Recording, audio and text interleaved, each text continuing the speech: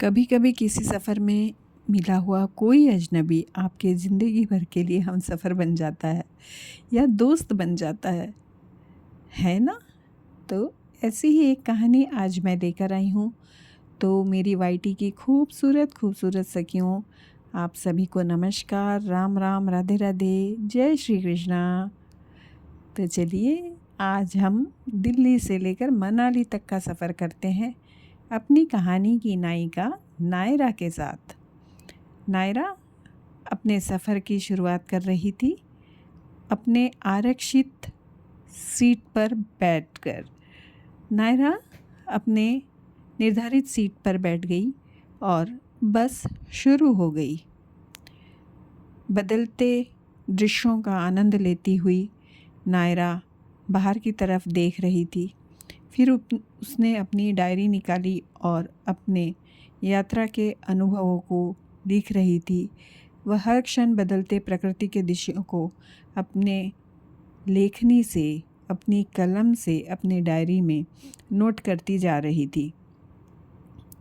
बस एक ढाबे में रुकी और नायरा नीचे उतरी चाय पीने के लिए। जब वह चाय पीकर लौटी तो बस में सीट के पास आने के बाद उसे ध्यान आया कि अरे, मैं डायरी तो वहीं भूल आई। जैसे ही वह पलटी, सामने एक लड़का खड़ा था।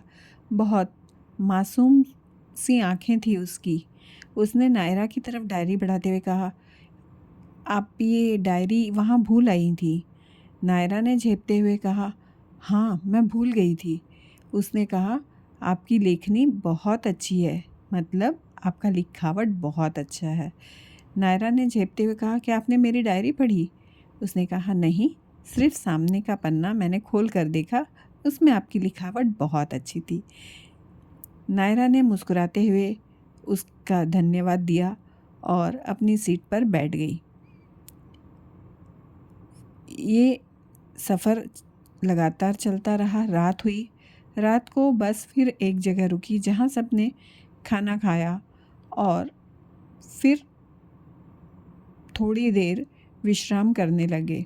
इतनी देर में नायरा को बहुत तेज़ ठंड लगने लगी। वह लड़का आया और अपना जैकेट निकालकर नायरा की तरफ बढ़ा दिया। नायरा ने झिझकते हुए उसकी तरफ देखा तो उसने कहा, मुझे ठंड नहीं लग रही थी, आपको ठंड लग रही है, आप इसे स्वीकार कीजिए और आप इसे पहन लीजिए। नायरा ने झिझकते हुए वो जैकेट लिया क्योंकि उसे ठंड असहनीय हो रही थी। उसने वो जैकेट पहन लिया और अपनी सीट पर आकर बैठ गई। अब आरव उसके साथ आकर बैठ गया और उससे बातें करने लगा।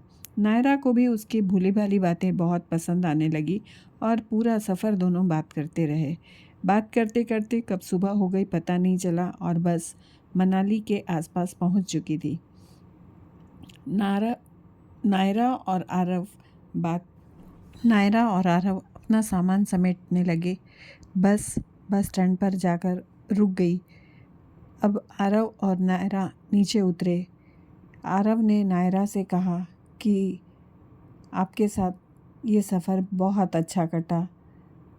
नायरा ने भी उसकी जैकेट लौटाते हुए उससे धन्यवाद दिया और कहा कि मेरा भी ये सफ़र यादगार रहेगा। आरव ने कहा कि अगर मैं कभी आपसे मिलना चाहूँ तो? नायरा ने डायरी का लास्ट पन्ना फाड़कर उसके हाथों में दे दिया और कहा कि कुछ अजनबी सफ़र में मिलते हैं और हमेशा के लिए आपके हमसफ़र बन जाते हैं। आरव ने खुश होकर उसकी ओर देखा और दोनों मुस्कुरा दिए। तो कैसी लगी आपको मेरी कहानी, ज़रूर बताइएगा। और अगर नहीं पसंद आई तो कमेंट्स में ज़रूर लिखिएगा, पसंद आई तो भी कमेंट्स में ज़रूर लिखिएगा और लाइक, शेयर, सब्सक्राइब तो करना ही है ना। तो फिर मिलेंगे। आपको मेरी कहानियाँ कैसी लगती हैं, मेरी हौसला अफजाई ज़रूर कीजिएगा। तब तक अगली कहानी के लिए मुझे आज्ञा दीजिए। Thank you, bye bye, sayonara. अपना ख्याल रखिए, अपनों का ख्याल रखिए और मुझसे मिलने कल ज़रूर आइएगा अपनी ऐसी ही प्यारी प्यारी मुस्कुराहट के साथ। फिर मिलेंगे। धन्यवाद।